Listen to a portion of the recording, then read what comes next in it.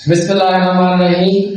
अस्सलाम वालेकुम। आज का हमारा टॉपिक है प्रोकैरियोट्स और यूकैरियोट्स। प्रोकैरियोट्स और यूकैरियोट्स में जो बेसिक डिफरेंस होता है, प्रो मीन्स कहते हैं फर्स्ट और कैरियोट मीन्स न्यूक्लियस, और यूकैरियोट्स जो होते हैं यू मीन्स होता है ट्रू और कैरियोट मीन्स न्यूक्लियस। ऐसे जानदार जिनका न्यूक्लियस जो हो कंप्लीट हो, वेल डेवलप्ड हो, उसे हम क्या कहते हैं? यूकैरियोट कहते हैं। और प्रोकैरियोट्स ऐसे जानदार होते हैं जिनका न्यूक्लियस जो है वो कंप्लीट नहीं होता, जैसे कि हमारे यहाँ बैक्टीरिया और साइनोबैक्टीरिया प्रोकैरियोट्स के क्या है? एग्जाम्पल है। क्या? Bacteria and cyanobacteria.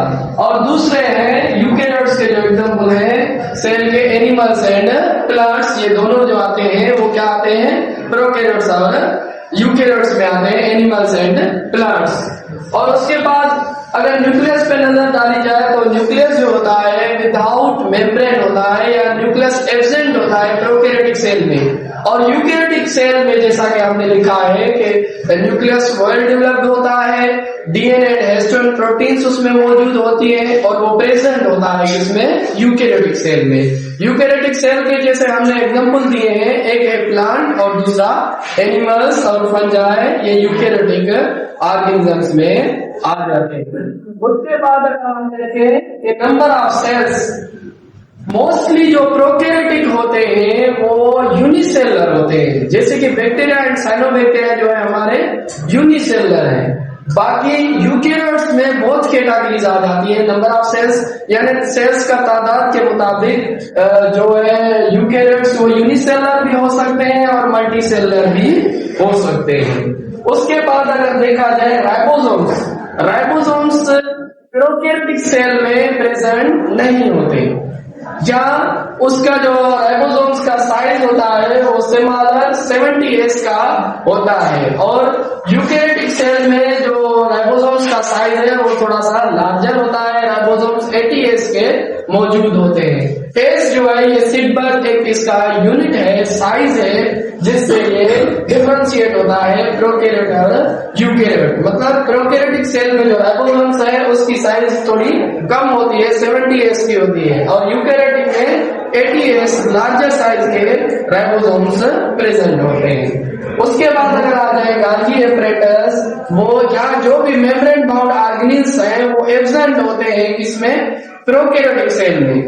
Membrane bound organelles जो है वो एब्सेंट होते हैं इसमें प्रोकैरियोटिक सेल में। और यूकैरियोटिक सेल में गल्गी एपरेटस भी मौजूद होता है, एंडोप्लाज्मिक रेटिकुलम भी मौजूद होता है, और यूकैरियोटिक सेल में ट्रू मेम्ब्रेन बाउंड ऑर्गेनिल्स जैसे हमारा एंडोप्लाज्मिक रेटिकुलम हो गया, गाल्गी एपरेटस हो गया, लाइसोसोम्स हो गए, ये सब यूकैरियोटिक सेल में मौजूद होते हैं। प्रोकैरियोटिक सेल में जो ट्रू मेम्ब्रेन बाउंड ऑर्गेनिल्स हैं वो एब्सेंट होते हैं, जैसे हमने पॉइंट दी हुई है कि प्रोकैरियोटिक सेल में true membrane bound organelles present होते हैं या एब्सेंट होते हैं। और यूकैरियोटिक सेल का देखा जाए तो उसमें ट्रू मेम्ब्रेन बाउंड ऑर्गेनिल्स मौजूद होते हैं। उसके बाद अगर एंडोप्लाज्मिक रेटिकुलम देखा जाए तो प्रोकैरियोटिक सेल में एंडोप्लाज्मिक रेटिकुलम एब्सेंट होता है और यूकैरियोटिक सेल में एंडोप्लाज्मिक रेटिकुलम प्रेजेंट होता है। Mitochondria, prokaryotic cell bacteria cyanobacteria, इसमें माइटोकॉन्ड्रिया नहीं होता। सेलुलर रेस्पिरेशन अगर एनारोबिकली करती है बैक्टीरिया, जो भी जानदार है वो थ्रू सेल मेम्ब्रेन के वो फंक्शन परफॉर्म होता है। यूकैरियोटिक सेल में माइटोकॉन्ड्रिया होता है और उसमें जो है सेलुलर रेस्पिरेशन और दूसरे प्रोसेस होते हैं। तो आज हमने क्या पढ़ा? Difference between prokaryote and eukaryote. पहले तो ये था कि प्रोकैरियोट जो है वो ट्रू न्यूक्लियस नहीं होता, प्रोकैरियोट में फर्स्ट ऑर्गेनिजम्स थे, और यूकैरियोट ऐसे जानदार होते हैं जिसमें ट्रू न्यूक्लियस हो, वेल डेवलप्ड न्यूक्लियस हो।